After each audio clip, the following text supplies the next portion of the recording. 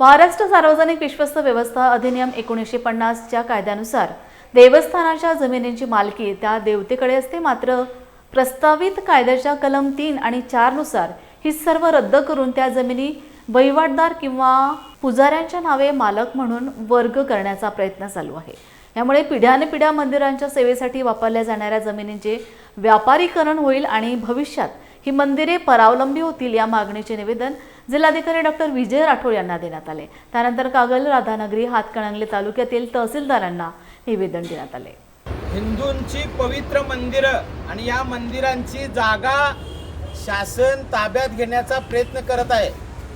शासनाला आमची विनंती आहे की हिंदूंच्या पवित्र मंदिरांची जागा जी शेती आहे ती मंदिरांचं दिवापाणी देखभाल करण्यासाठी दिलेली आहे।